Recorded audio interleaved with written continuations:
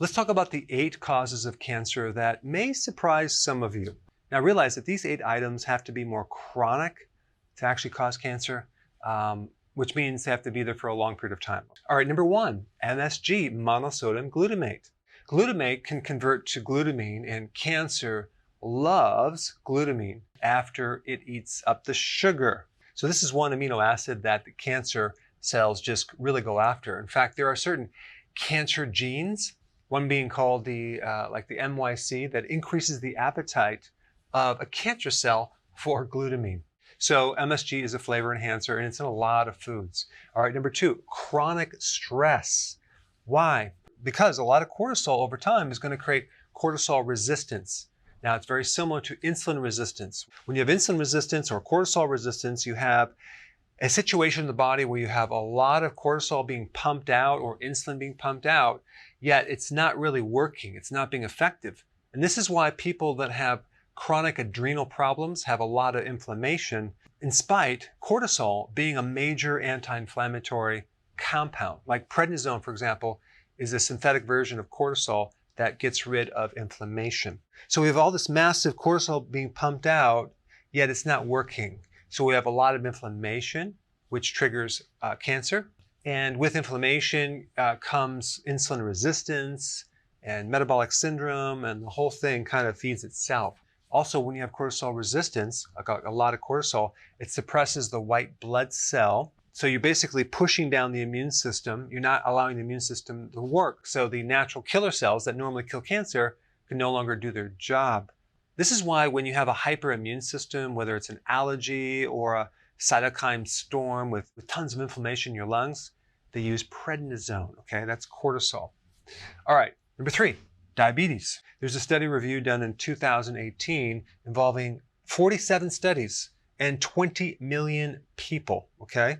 Type 1 and type 2 diabetes. They found this, that if you compare women who had diabetes to women who didn't have diabetes, their risk of getting cancer increased by 27%, and men had an increased risk of 19%. Now this makes sense because we know cancer loves sugar, and you're having this chronic elevation of sugar floating through the body, which is creating a lot of oxidative damage, which is creating a lot of mitochondrial damage. That's really behind cancer.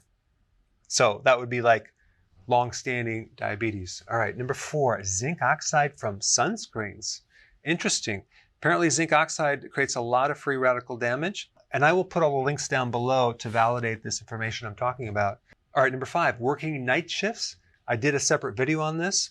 In 2007, it was classified as a probable carcinogen, okay, working night shifts. Incredible. So this would be the chronic deprivation of sleep or the chronic altering of your sleep cycles. All right, number 6, grilled meat and fish. When you have the fat coming off the meat or the fish and it goes into the coals and the flames are coming up, it does create some carcinogenic compounds. But realize there are things that you can do to mitigate this. You can actually use different herbs and spices on your meats, like rosemary, thyme, garlic, onions, things like that. And also, if you're doing this occasionally, I really don't think it's a big issue. All right, number 7, breast implants. So you have silicone and other chemicals that are leaching out, probably plastics that get into the lymphatic system and increase your risk for getting cancer. Number 8, secondhand smoking. So here you are, you don't smoke, but it's a secondhand smoke that can actually cause you to have cancer. In fact, 40,000 people die a year of secondhand smoke. But again, this has to be a chronic situation. All right, thanks for watching. Before you go real quick, I have a course entitled How to Bulletproof Your Immune System. It's a free course. I want you to take it, and here's why. Here's you. Here is your environment. Everyone is focused on this over here, avoiding your environment. But what about here? What about strengthening your immune system? That's what's missing. This course will show you how to bulletproof yourself, and so you can tolerate and resist your environment much better by strengthening your own immune system. I put a link down in the description right down below. Check it out and get signed up today.